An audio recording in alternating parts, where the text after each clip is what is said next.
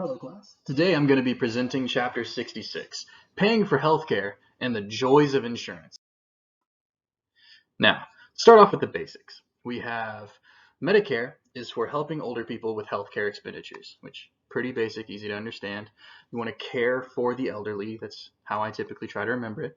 You have Medicaid, which is specifically for people who are disabled or poor.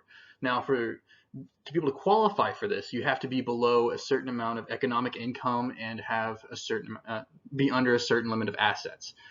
If not, you actually do what's called you actually end up paying a section of what your finances are to be able to qualify for Medicaid. You'll pay off the top of it, and then Medicaid will pay the rest. And the next option is the Veterans Association.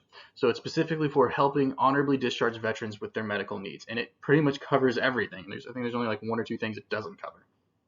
Now, whenever you're paying for healthcare, you can do it in one of two ways. You have your fee for service, which is if the elderly patient were to go to the hospital, they would be charged for each individual thing. An itemized list would be able to be asked for and be presented. And then you have your managed care plan, which is just a plan either through Medicare or different insurance company that you pay monthly, and then you have a deductible and copay. But we'll go more into that later.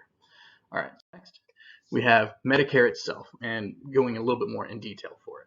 So, what does it do? It helps older people pay for medical services. We've already gone over that before. Always hit that on the nail on the head. You care for elder patients. It only pays for what it considers appropriate, both in cost and what it's paying for. So if it's covering if you go in and there's a procedure that they don't think it's appropriate, they're not going to pay for it. They won't pay the full amount for it as they should. They can also say that, oh, this price is too much. We don't think we need to pay that much. They'll only pay for that certain amount. The first time service is needed, people must pay a deductible, which is a fixed amount. So in 2003, the deductible for Medicare was $53.07. So the first time you ever went to go get a service done, and let's say it's the first time you went to a hospital that year, and it covers for a year, you'd pay the deductible, and then you could go back. Whenever you would go back from there, however, if you needed that service again, instead of paying the deductible, you would pay a copay, which a copay is a small percentage of whatever it is that Medicare is paying. So going more into Medicare, it is separated into two different categories. We have Part A and Part B. Let's go ahead and get into that. Part A is you will automatically qualify or already be enrolled for people when you reach 65 years of age.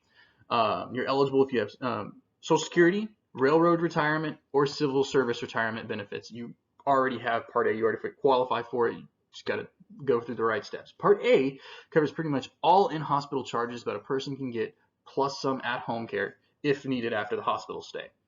So what this is basically saying is it's covered, like you go to the hospital, Part A's got you covered. Everything there that's going on at that hospital for that trip that you needed to go there for, let's say you fell down and you need to get checked, it's going to cover that for you. You get x-rays, things like that. The at-home care, so there's a rule for Medicare Part A where 60 days after you go in, you pay your deductible, and then it'll help cover your at-home care that you need 60 days after you're released from the hospital. So after those 60 days, if you go back to the hospital, you have to pay another deductible because the Part A deductible is specific for this. However, if you go back within 60 days after you've left the hospital last time, you do not have to pay deductible. Instead, it's a smaller copay. Part A also does cover hospice care, but it's specifically for people that have a life expectancy of max of 6 months. Sorry. Next up is Part B. And Part B is entirely optional. It's something you add on to Part A. But if you qualify for Part A, you automatically qualify for Part B. Now, Part B is a paid-for monthly thing. It's part of the managed care. It's a monthly fee, usually deducted from the check you receive from Social Security, railroad services, or civil service retirement check. Part B pays for many of your outpatients. So Part A, in hospital. Part B, outpatient services. This can be anything from doctor's fees, ER visits, outpatient surgery, transportation by ambulance, rehab, testing, outpatient mental health care, and reusable medical equipment. By that, it means simply wheelchairs. Part B also does help pay for a second opinion, and it will cover a third opinion. However, your first and second opinions must differ. Otherwise, it won't pay for the third one. But other preventative care that it will take for is pap smears, bone density tests, and rectal and prostate exams. Now, Medicare Plus Choice is a healthcare plan that allows for more choice in doctors and facilities. However, it may be more expensive. So add on to it. It's again either pay for services or managed care plan.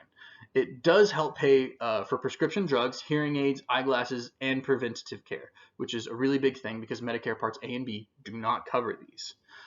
Managed care is handled by a health maintenance organization, or HMO, and a preferred provider organization, or a PPO. You have to choose one or the other, and there's multiple of them. There's more HMO than PPO. However, and PPO typically is more expensive, but it does allow you to do something more. So both of these, in a nutshell, are networks of doctors and facilities that these plans have said, hey, all of these work, we're going to use these guys, we're specifically going to use them, and it'll cost less for us to have just these doctors. However, what's big about a PPO is that you can actually go to a doctor outside of their network, and for you, they can include that plan. However, they just might not pay for all of the cost of whatever it is you get, and you might have to pay a higher fee and deductible if you choose to go that route. Now, another Medicare option is called PACE. It's only available in 13 states, but it sounds pretty good. So it uses funds from Medicare and Medicaid and is designed for people who are frail enough to live in a nursing home. Sound good. However, its goal is to actually keep them out of the nursing home. It wants to keep them as independent and living as on their own as possible for as long as possible. It provides all necessary medical care and includes medical, dental, and adult daycare. So just a nurse coming by to check up on them and help out and do what they can. Now, Medicaid. Again, Medicare, older people. You care for the elderly. Medicaid is meant to help those in need. You're aiding the poor. Easy way to look at it. So, again, helps pay for healthcare for people of all ages. It's not just the elderly who have a very low income and few assets. It can also help for the disabled. So it's not just for the poor, but also disabled. For the elderly, Medicaid will help pay for nursing home care. So if you have Medicare and Medicaid, for the elderly, it'll help out with nursing home care because if you're poor and old, you qualify for both, basically. Eligibility varies state to state, but if you qualify, most healthcare related costs are covered under Medicaid. But again, in order to qualify, you have to have so much of you have to be below a certain point of income, and you have to have very, very little in assets to your name. Some people, for a lot of them, it's actually if you have a house, you actually aren't qualified. Although the services provided also vary from state to state, usually it will cover the cost of hospital, lab and diagnostic testing, visits to the doctor, home health care, prescription drugs, dental, eyeglasses, and intermediate level nurses. Private insurance. So there wasn't very much in the book about this, but it's pretty easy. There's a whole boatload of private insurance agencies that are out there. These can be bought on if you have the money to be able to afford them. That will take care of pretty much everything Medicare and Medicaid don't. As an example of this, we have Medigap. Now, Medigap can be bought onto for Medicare specifically that will cover pretty much any and every cost that you might have, such as that's not covered by Medicare Part A, Part B. Medigap will be there to help fill in those gaps, as it's aptly named. Now, managed care. Told you we'd come back around to this. Managed care is healthcare that is paid for in advance. Your monthly payments, such as monthly payment plan. The only other cost is a deductible and the copay.